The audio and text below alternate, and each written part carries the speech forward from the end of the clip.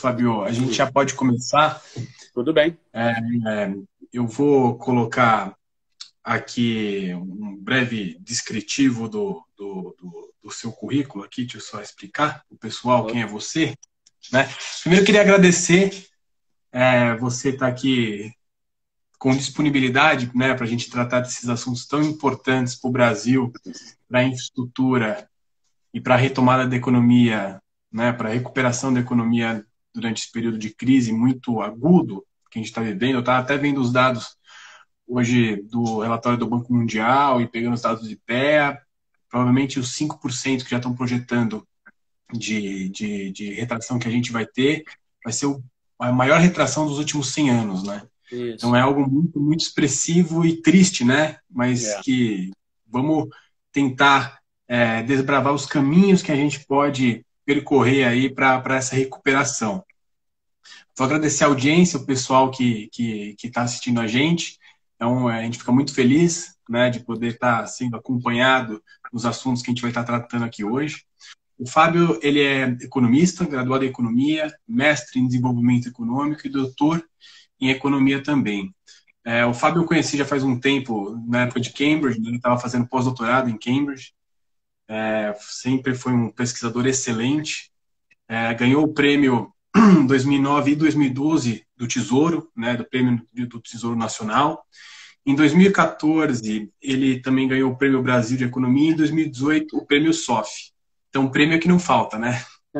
E, e agora, Fábio, eu acho que a gente pode, nesse bate-papo, nessa conversa, entrar, né, nas grandes questões do Brasil. A gente vive uma retração muito, muito forte.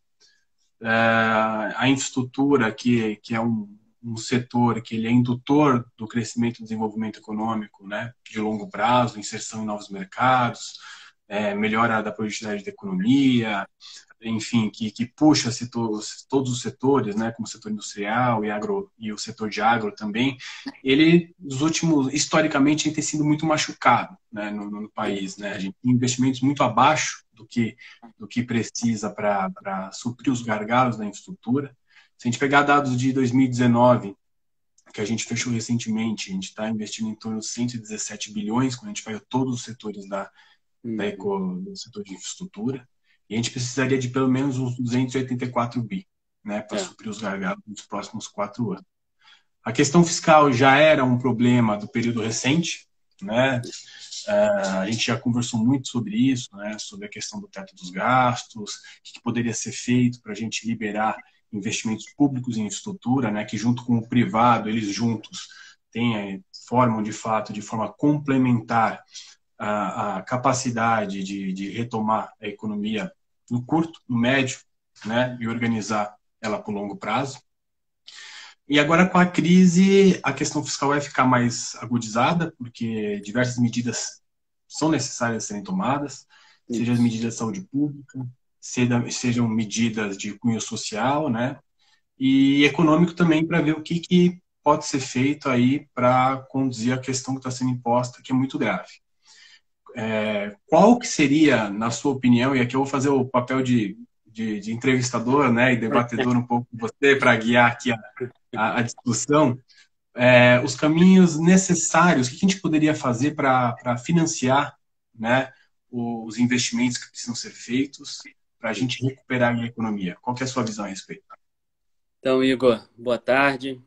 Para mim é um prazer conversar contigo, conversar com vocês da Abdib, esta muito importante associação brasileira, tá, da infraestrutura. Eu acho que o nome que vocês deram ao Instagram de vocês sintetiza o que é a infraestrutura para qualquer país, né? A infra para crescer, isso é fundamental porque infraestrutura é a base sobre a qual toda outra estrutura, que é a estrutura produtiva, tá, do país, vai se colocar. Portanto, tá, para mim é um prazer poder conversar contigo sobre possibilidades. Então, de imediato, indo à sua questão, ao foco da sua questão, tá, nas condições atuais que nós temos no Brasil, para dar conta, tá, daquilo que as finanças públicas podem ajudar a puxar de alguma forma, tá, o investimento em infraestrutura no Brasil, a gente de alguma maneira vai precisar lidar com o teto de gastos. Tá? O teto de gastos foi uma medida colocada no Brasil em 2016, ficou muito famoso porque foi a maneira pela qual, de alguma forma, se buscou resolver numa só tacada, tá? Aquilo que se entendia ser um problema conjuntural que via do governo Dilma em termos fiscais, tá? Desde 2014 o Brasil passou a incorrer em déficits fiscais, algo que não acontecia desde 1998, tá? E déficit primário, né? Déficit nominal a gente sempre tem, mas o déficit primário, que exclui todas as receitas e todos os gastos financeiros, esse a gente não teve, tá? Entre 98 e 2014. E, ao mesmo tempo em que se tentou resolver a conjuntura de déficit primário, o teto de gastos também buscou, tá, dar uma solução para aquilo que os seus propositores diziam, que era um problema estrutural, tá, do crescimento dos gastos no Brasil. O crescimento de gasto no Brasil foi entendido como um produto, tá, decorrente da Constituição de 88, que basicamente constituiu no país o estado de bem-estar social e acabou fazendo com que a gente tivesse, como todo estado de bem-estar social, um aumento dos gastos, tá, públicos. Então, numa tacada só, a PEC do teto buscou resolver tanto o problema conjuntural quanto o problema estrutural dos gastos no Brasil. Pois bem, o grande problema é que nós temos no Brasil, né, uma grande rigidez dos gastos públicos. O que é rigidez de gasto público? A gente tem uma vinculação entre receita tributária e um determinado gasto. Essa vinculação em nível de União hoje remonta a alguma coisa em torno de 92% a 94% de todos os gastos que a União faz. Então, portanto, chegou a receita, tá? A gente pagou o tributo, por exemplo, isso já vai muito imediatamente para um gasto. Tá? O que a União, na verdade, faz é contingenciar para formar o superávit primário. Então, ela impede que o gasto seja feito. O problema, tá, é que o gasto que é mais fácil de ser contingenciável é aquele gasto que não é vinculado, naturalmente. Tá? E o principal gasto não vinculado que nós temos é o investimento. Tá? Como a PEC do teto impede, tá, que o gasto entre um ano e outro cresça mais do que a inflação, porque se crescer mais do que a inflação, tá, a gente tem um crime. Basicamente, para que a gente possa fazer com que a administração dos gastos do setor público, sobretudo da União, caiba, tá, no que a PEC estabelece, tá, a gente precisa tirar o gasto com investimento, porque desse jeito os outros vão naturalmente crescendo e o investimento acaba sendo a variável de ajuste. Tá? O problema é que, ao ser a variável de ajuste, tá, a gente acaba retirando a grande parceria que precisa ter entre o setor público e o setor privado para realizar esse tipo de investimento. Tá? Então, a solução para que a gente possa ter um aumento do gasto, do investimento, gasto com investimento público, tem que ser alguma forma de flexibilização, tá, da PEC do teto. Tudo bem? Uhum. E isso, até agora, embora a discussão hoje sobre o fiscal seja uma discussão que agora começa a mostrar os problemas da PEC do teto, há ainda, talvez por conta de um momento ser bastante tumultuado, a gente está vendo como a gente vai agir para poder enfrentar a crise, né? Então, talvez não tenha tido ainda o espaço necessário para que a gente consiga fazer a discussão sobre a flexibilização da PEC do teto. Mas para que o Estado possa gastar mais, e ele precisa gastar mais em investimento e infraestrutura, ela precisará ser rediscutida. Tá. Essa questão que você está falando, eu acho que a gente pode. É importante analisar por dois lados, né? Um, o lado fiscal, e o outro, o que a gente pode fazer pelo lado monetário, né? Seja para sair da crise, seja depois para viabilização dos investimentos. Pelo lado fiscal, essa questão da PEC do teto, né, já estava sendo posta, a gente já estava discutindo muito como o discricionário ali, que coloca investimentos, sempre foi a variável de ajuste, né? E quando a gente analisa os modelos de segunda geração, que até foram colocados pelo FMI, etc., eles sempre colocam separado, né? Que, olha, é importante ter um teto, mas esse teto nunca pode ser procíclico, né? Ele tem que ser anticíclico exatamente para os momentos de boom, né? Não se exagerar na dose, como a gente vê no período recente, mas também no momento de reversão da crise, não fazer um modelo, né, que ingesse a capacidade do Estado de agir de forma anticíclica e recuperar a economia. A PEC, o pessoal fala muito, Fábio, do dispositivo do emergencial, né, do crédito emergencial. Como que você vê essa questão do crédito emergencial para superar essa questão da retomada dos investimentos? Acho que é uma forma que pode ser endereçada, não é uma forma, ela é complementar a depois mudar a PEC do teto para excluir investimentos, exatamente para retomar os investimentos em infraestrutura. Como que você enxerga essa questão do crédito emergencial, né, da PEC do teto que a gente tem hoje, desse dispositivo, com a mudança posterior que poderia ser feito no teto para enquadrar com os modelos de segunda geração e, sobretudo, endereçar essas questões que estão sendo postas? Então, Igor, essa questão ela é ótima para a gente conversar, porque por trás dessa questão está a razão pela qual aqui no Brasil a gente vai legislando tudo com um nível tal de rigidez que depois a gente precisa buscar, de certas formas, puxadinhos para conseguir resolver problemas que a própria legislação muito rígida criou, né? Então, por exemplo, a PEC do teto, na época da discussão sobre ela, muito se colocou sobre a necessidade de, como o FMI indica e como vários países do mundo fazem, a necessidade de se retirar da constrição fiscal os investimentos públicos. Tá?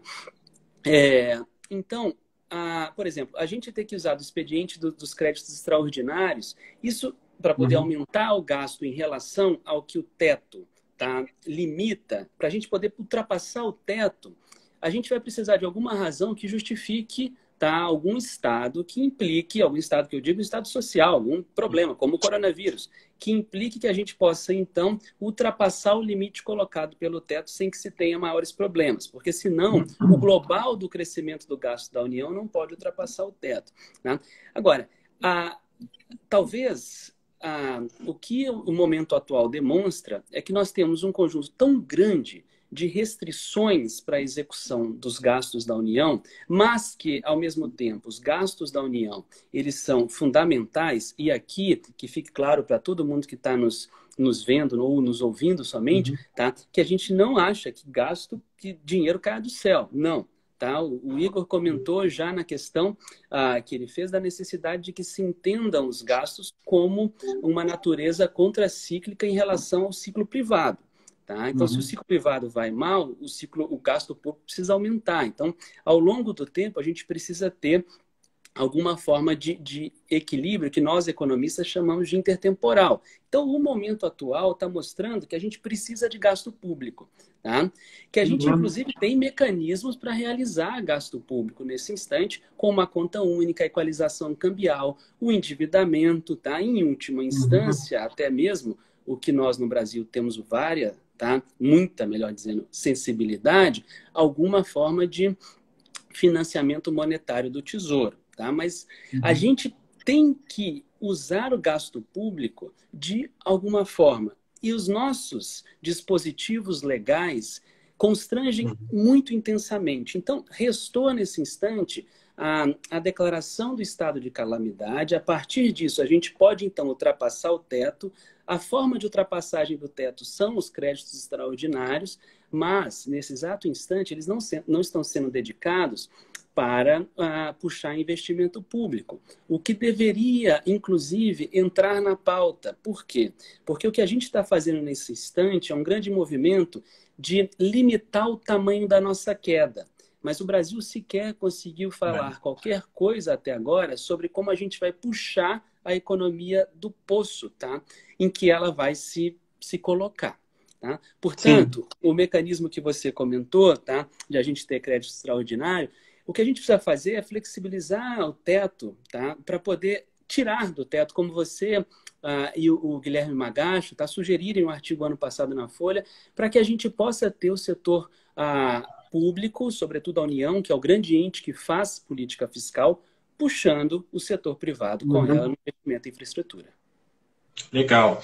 Fabio, você falou de uma questão que eu acho muito interessante e é muito pouco abordada. Eu, particularmente, não conhecia, né? Que é a questão de usar o ganho cambial que teve ali de janeiro a março, né? Que eu acho que foram 312 bilhões, alguma coisa assim, para exatamente ter ações de política pública ali para recuperar a economia sem ter uma acentuação do setor da questão fiscal. Né? Como que funcionaria isso? Explica um pouquinho para a gente, porque até economistas não conhecem, né? Então, imagina o pessoal que não é economista ou que quer conhecer um pouquinho mais do tema, como que você explica um pouquinho para a gente como que funciona isso? Traduz. Vamos, vou fazer o possível, tá? Mas alguma coisa técnica ainda tem aqui dentro. Pois bem, nós temos, tá, um conjunto de reservas internacionais. E esse conjunto de reservas internacionais, que hoje, tá, em termos líquidos, é em torno de 320 bilhões de dólares, esse recurso, tá, ele não fica em dólar. Tá? Por quê? Porque é um imenso custo, nós economistas adoramos esse termo, né? É um imenso custo de oportunidade da União, do setor público federal, manter a reserva internacional meramente em dólar, porque assim ela está perdendo uma possibilidade de ganhar caso ela faça a aplicação das reservas internacionais, por exemplo, em títulos públicos americanos. Né? Então, a reserva internacional ela está, em sua vasta maioria, aplicada em título público norte-americano. Por quê? Porque os Estados Unidos, tá, tem a moeda que é a moeda mais fácil de ser conversível por qualquer outra em qualquer lugar do mundo. Então, ela tem muito aquilo que a gente chama liquidez. É muito fácil a gente fazer transações em dólar. Por isso que se mantém a reserva em títulos que estão em dólar. Porque se precisar de recursos, como agora a gente precisou, tá, basta converter rapidamente em dólar, traz para o Brasil, tá, e faz as suas operações. Portanto, a gente ganha, tá, um razoável recurso quando a gente aplica a reserva internacional. E como os juros dos Estados Unidos caíram bastante neste ano por causa da crise, tá, o valor dos títulos pré-fixados em que estão alocadas as reservas internacionais nossas subiram. Tá? Subiu. Então, com esse valor a mais, a gente teve um ganho de reserva. Para além disso, a gente vendeu parte dos títulos para poder trazer para o Brasil dólar. Por quê? Porque estava muito investimento internacional saindo. E dessa forma, a gente foi vendendo dólar para quem estava comprando, querendo sair do Brasil. E isso fez com que a gente tivesse, portanto, dois ganhos. Tá? O ganho da valorização dos títulos em que a reserva está aplicada. E, além disso, a gente teve o ganho da venda de dólar. Tá? Esses dois ganhos, tá, perfazeram aí um total de 312 bilhões de reais, tá, só neste ano. Tá? Então, é mais ou menos o seguinte, na medida em que o dólar vai se valorizando em relação ao real, portanto, que a nossa taxa de câmbio, tá, que a gente olha para o real porque a gente está no Brasil, então que o câmbio desvaloriza, isso significa que em termos de reserva internacional, tá, a gente está tendo um ganho. O problema, mais uma vez, como a gente disse na pergunta anterior, é que a gente tem regra demais aqui no Brasil. Tá? E nós temos uma regra que veio em 2019, que fez com que, a partir do segundo semestre de 2019, o ganho da reserva internacional ficasse retido no Banco Central, formando lá o que se chama reserva de resultado. Bem, é importante, de fato, que o Banco Central tenha alguma reserva de resultado de reserva internacional, porque esse resultado oscila ao longo do tempo. Mas imaginemos, agora, no primeiro trimestre desse ano, a gente tem 300 bilhões disponíveis da reserva internacional. A reserva internacional é um patrimônio público, ela é detida pela União, que é controladora do Banco Central do Brasil, e a gente tem esse recurso que é próprio. A gente não precisa se endividar, a gente não precisa cobrar mais imposto, é um ativo público federal que está dando esse ganho. Se a gente suspender a eficácia da Lei 13.820/19, tá, para este ano, a gente vai conseguir já de imediato usar 300 bilhões para poder enfrentar, tá, a crise. Por exemplo, esse valor é quase 5 vezes o valor do pacote de ajuda aos estados que foi anunciado hoje. Portanto, é um volume grande de recursos. Tá? Então, nós temos, além disso, o volume acumulado desses ganhos ao longo dos anos. E esse volume, em grande parte, está naquilo que se chama conta única do Tesouro. Que se a gente também puder usar, tá, a gente vai ter alguma coisa de recurso disponível ali de 500 a 600 bilhões de reais de recurso próprio que não demanda endividamento da União para enfrentar essa crise de imediato. Muito bom, muito bom. Isso aí é algo que é pouquíssimo abordado, né? Eu acho que uma parte por falta de conhecimento e outra parte porque, como você falou, é tudo tão engessado que o pessoal às vezes nem reflete sobre possibilidades no país, né? Que às vezes estão ali passando na nossa frente. Um outro ponto aqui que eu acho que seria interessante a gente tratar aqui, Fábio, você é um grande especialista dessa questão fiscal e também da questão monetária, o que é raro. Geralmente o economista pega uma coisa ou outra e você consegue transitar muito bem nas duas áreas, né? É a questão do como o Banco Central, né, pode atuar aí na questão de retomada da economia no curto prazo. Eu lembro que saiu há um tempo, acho que foi semana passada, você comentou até nas redes sociais e tudo mais, que o Meirelles tinha dito que era a favor de imprimir dinheiro, né? Isso. Você sempre foi um crítico ferrenho, né? Da chamada MMT, né? Que é aquela teoria que roda a maquininha e vamos embora. E você fez uma ponderação muito interessante sobre a visão do Meirelles, coadunando com a visão dele, né? Porque o momento é diferente, né? A questão das expectativas também afetam isso. Qual que é a visão que você tem? Explica para a gente por que isso não teria o risco, por exemplo, de gerar inflação, por que seria o melhor caminho, um dos caminhos, não o melhor, mas um dos caminhos para a gente poder ajudar a economia a se restabelecer. Então, Igor, é de fato uma questão controvertida o uso do financiamento monetário do Banco Central para o Tesouro Nacional, isto é, imprimir moeda para financiar gasto público. É uma questão controvertida porque nós, aqui no Brasil, tá, nós passamos basicamente 30 ou 40 anos com níveis de inflação extremamente elevados. E muito recentemente, tá, a gente pensa que talvez não é muito recentemente, por exemplo, o que eu vou dizer, a gente controlou a inflação em 1994. Para muita gente isso é o tempo de vida, tá? Mas para uma sociedade isso é muito pouco tempo. Né? Para uma sociedade, o valor cultural da baixa inflação no Brasil e a luta, tá, que se teve nesse país para poder justamente fazer o controle da inflação, fizeram ao mesmo tempo, tá, que nós tenhamos, porque isso é presente, então o tempo verbal é este, nós tenhamos hoje uma extrema sensibilidade a qualquer coisa que soe como causadora de inflação. E uma coisa que os livros, textos de economia colocam, que os debates mais dogmáticos de economia colocam, que as pessoas escrevem nas redes sociais, que aparece continuamente em conversa em mesa de bar ou em mesa de jantar de família, é que imprimir moeda automaticamente causa inflação. Isso é um mito, tudo bem? A gente precisa combater mito na economia, porque essas ideias formam narrativas e acabam formando visão de mundo. E uma visão de mundo muito dogmática como essa, tá, acaba fazendo com que a gente elimine possibilidades de ação que, de outra forma, nós poderíamos ter. Então, eu até sugiro a todo mundo que nos vê aqui nesse instante que procure os últimos livros, tá, do André Lara Rezende, que é o economista que, junto com o Pércio Arida, bolou a ideia que deu na estabilidade monetária do Plano Real. Tá? E a tentativa que ele tem feito nos últimos tempos, tá, pelo menos nos últimos 4 a 5 anos, é de desconstruir a narrativa de que nós sempre teremos inflação quando moeda for emitida. Pois bem, quando é que nós temos inflação ao emitirmos moeda? Quando a gente tem um estado da economia como eu tenho dito, tá? Até jocosamente, mas é para levar para um linguajar mais fácil para o público leigo, em condições Uhum, normais de temperatura e pressão.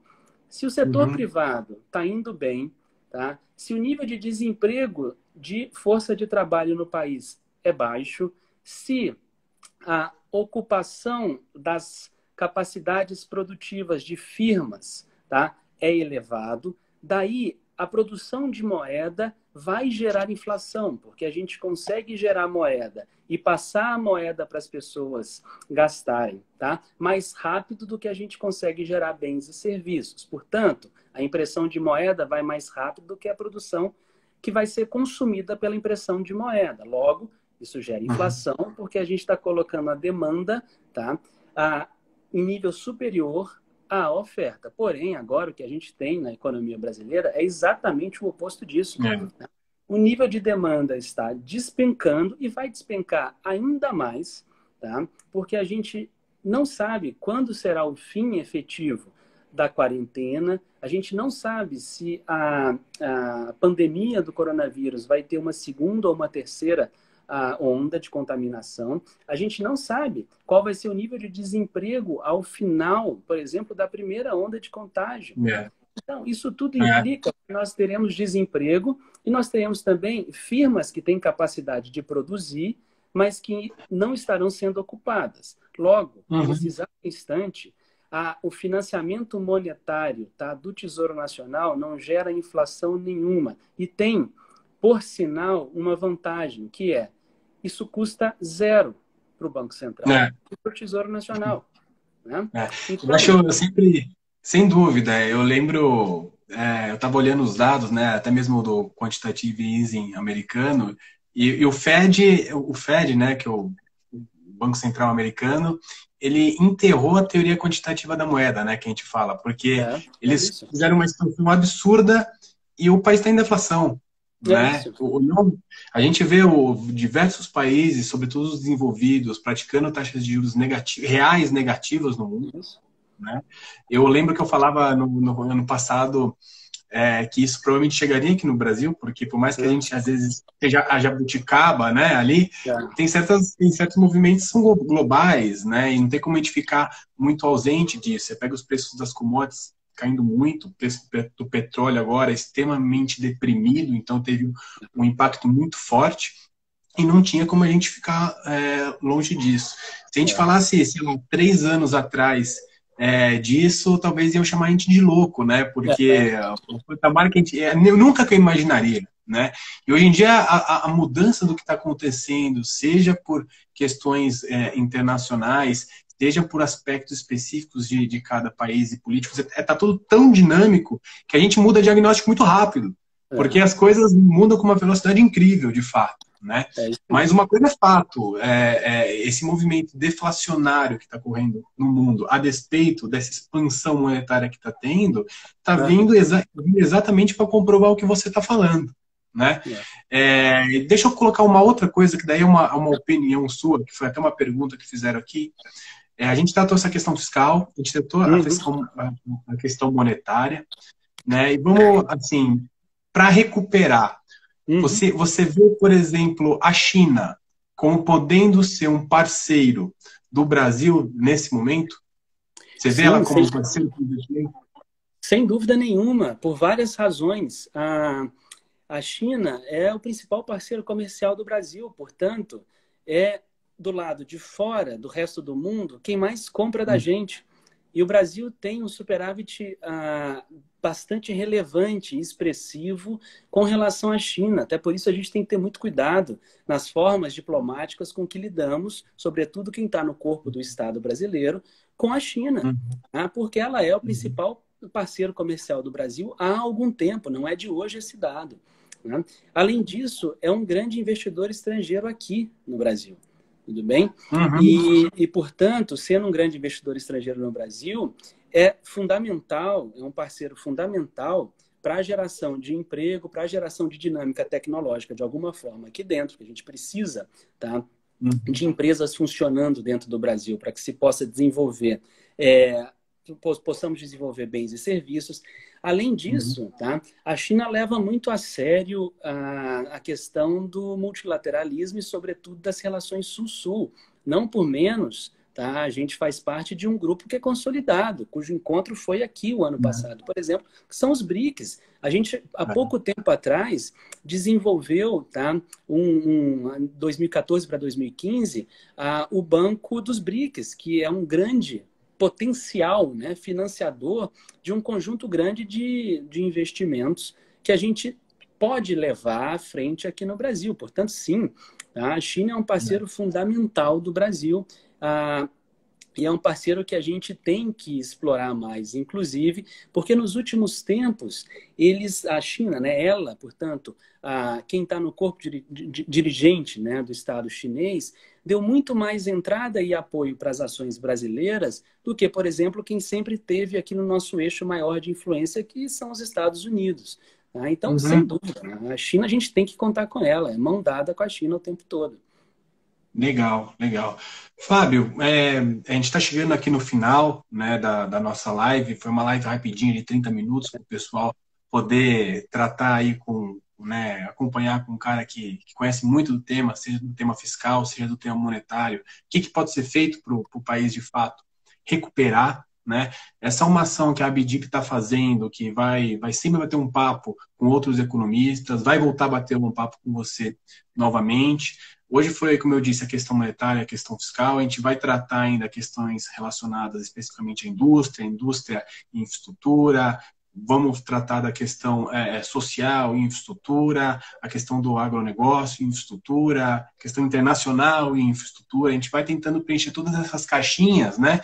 E, como eu disse, vamos voltar a falar com você com certeza, porque passou super rápido, foram 33 minutos já. É engraçado que quando a gente está aqui parece que foi 10, né? Agora estamos susto, falando, nossa, já estamos estourando o tempo.